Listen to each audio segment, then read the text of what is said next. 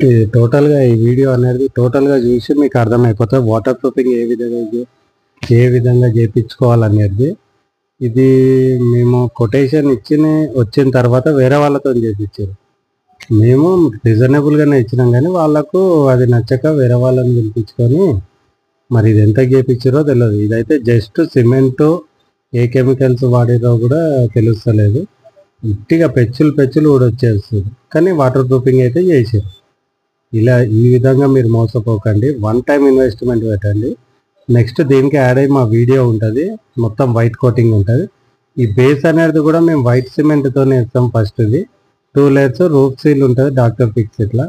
One time investment అనమాట. Cracks అనేటివి కెమికల్స్‌తోనే filling అయితాయి. ప్యాచ్ వర్క్స్ కూడా లాటిగ్రేడ్ సిమెంట్‌తోనే ఫిల్లింగ్ అయితది. మొత్తం ప్యాచ్ వర్క్స్. ఇక్కడ ఎక్కడ ప్యాచ్ వర్క్ చేసినట్టు లేదు. దాని మీద నుంచి సిమెంట్ కలయి రుద్దేసిర్రు. Patch works complete. ర్యాక్స్ మీద సిమెంట్ రుద్దేసిర్రు. Crack filling complete. జస్ట్ వేసిర్రు. ఇప్పుడు ఇది మేము చేసింది.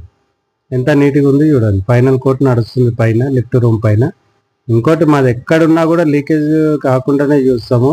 కస్టమర్‌కి ఇక్కడ ఎక్కుతారు, అక్కడ ఎక్కరు అన్నట్టు ఏముండదు. వాటర్ అనేది లీకేజ్ కాకుండా చూస్తాము. ఎవరికన్నా రిక్వైర్మెంట్ ఉంటే స్క్రీన్ మీద కనిపిస్తున్న నంబర్‌కి ఫోన్ చేయండి.